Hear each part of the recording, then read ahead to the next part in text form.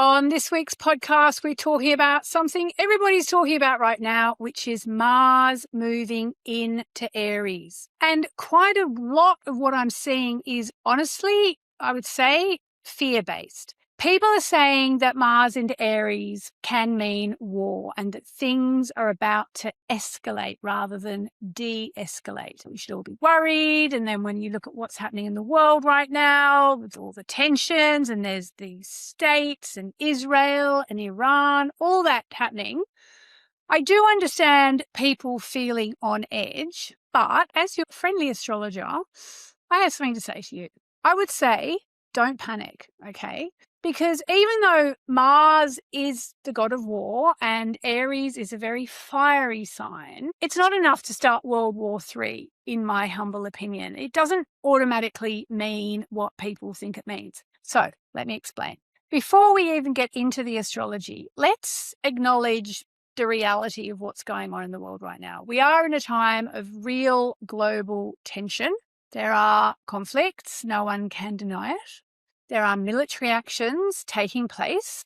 There are situations that are genuinely serious. So if you're feeling unsettled, then, that makes sense. No one should be surprised. But astrology is here to hopefully help you understand the energy that we are all living through right now. And while I think of it, let's just talk about the fact that at least at the time of recording, we've had a really amazing thing happen this week. We've had Artemis 2 going up to the moon and back. And I did a little recording about the fact it does make me slightly uneasy that we're about to maybe, hope we're not going to go back to the moon and pollute it and mine it and so on and so forth.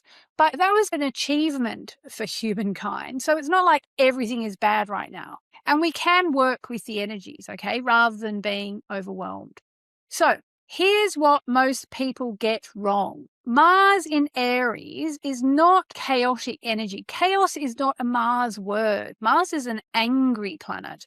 It's a planet that just is determined and driven. Chaos is actually a keyword for the planet Uranus, okay, which is at 29 degrees of Taurus, which you could argue doesn't really help matters. But here we are with none of us being sure what's going on in the world. But Mars in Aries is actually one of the purest expressions you can have of Mars. Mars rules Aries, okay? So Aries is Mars' home. Mars in Aries is very direct, can be ruthless, it can be bloody, it can be war, but it can also be about really pushing forward instead of getting stuck, okay? It's on a personal level, it's the part of us that says, I'm going for what I want. I'm not waiting anymore. I'm doing what I want. And yes, as I said, Mars is associated with war, but it's only one expression of Mars. Mars is your drive. It's your motivation. It's your ability to take action. Without Mars, nothing changes. I always say Mars is like the engine of the zodiac. If you take Mars out of the equation, the car doesn't move. And I should also say Mars moves through Aries about every 2 years. So it's not like we get World War III every 2 years. So the question isn't, is this dangerous, really? I think the question is better, how is this energy being used? So let's talk about the big question of conflict. Yes, Mars in Aries can be a perfect expression for conflict, but it doesn't create it out of nowhere. And what we're seeing in the world right now has been building for a very long time. Mars in Aries acts more like an accelerator. It can bring things to the surface. It can definitely speed things up. And yes, sometimes that looks like confrontation. Sometimes that looks like, our world leaders saying things before they think enough about it, or that they just get angry, which is what we've got. We've got at least 3 countries that are very, very angry with each other. But like I said, it can also look like decisive action. It can look like breakthrough moments. It can look like something that's been stuck finally moves. And this is the part that people aren't really talking about so much. And also, I think if we all focus on making the most of the Mars energy in a good way, then we're not going to be bringing about the drama. It's really hard for me to express fairly and with true integrity to astrology what this means. Because on the one hand, yes, it is kind of a dangerous transit for us to be living through at the moment when everything is on tenterhooks. At the same time, it doesn't mean it has to be bad. It's up to us humans what we decide to do with it. Now, speaking of us humans, it's also happening in our own charts. Mars in Aries is triggering all of us in a particular way. Mars moving through Aries will be activating a specific area of your life. That is where you're being asked to be braver, to take action, to just go for it. So while all the world headlines are, very shouty and brash and very Martian, the real work actually starts with us. Because if we ignore this energy, it doesn't just go away, it actually can turn into frustration. There is incredible energy for starting something you've been putting off for a very long time, starting a new cycle. This is really new cycle energy. Let's start a more peaceful world cycle. Let's all get motivated about not having any more war. It can be a time to take action on a boundary you've been too hesitant to set, for example.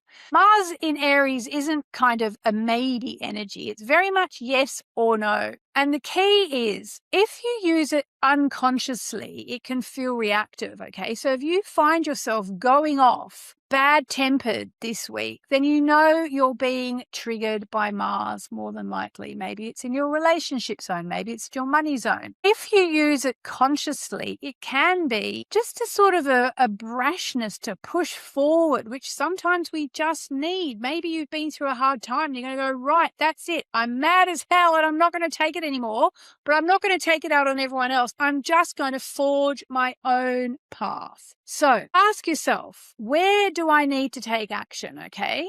Where do I need to start a new cycle? Where do I need to be a little bit less right, okay? This isn't about thinking about it or analyzing it. It's about taking action, taking one small step towards whatever it is you want to achieve in your life. Maybe it's you send the message to that person you've been wanting to get in touch with, or you've been wanting to say that thing to. So you make that decision to do that thing, okay?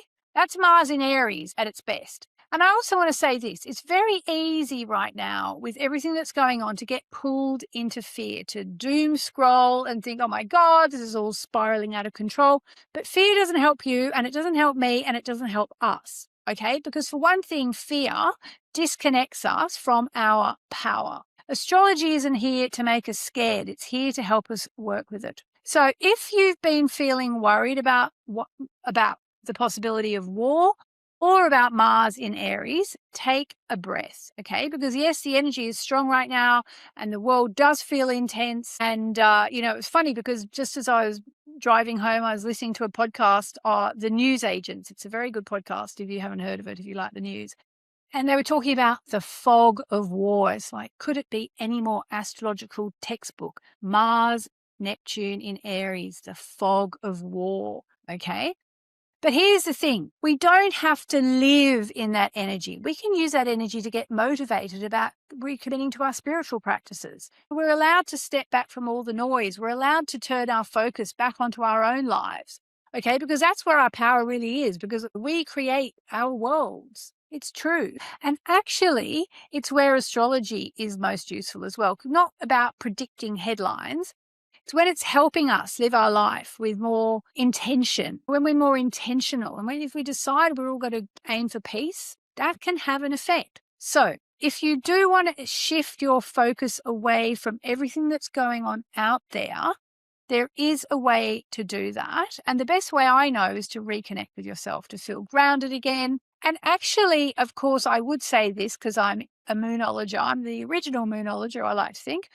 But connecting with the lunar cycle is a really good idea as well. So come back to the moon, which is so steady and rhythmic and something that brings us back to ourselves. We're about to move into the new moon cycle. It's a chance to begin again. And if I dare say, that is exactly what my book Moonology is all about, if you don't know about it. It's all about setting intentions at the new moon, taking action as we move through the waxing cycle to the full moon, offering it all up to the divine at the full moon, and then allowing a reset as we move through the waning cycle. So if you find yourself like What am I doing? What am I feeling? Where am I going? Just find out where the moon is. You can find it in my Moonology diary if you've got it. You'll find it online. And if you've got my book Moonology, have a look at the daily moon information in there, okay? Because it helps us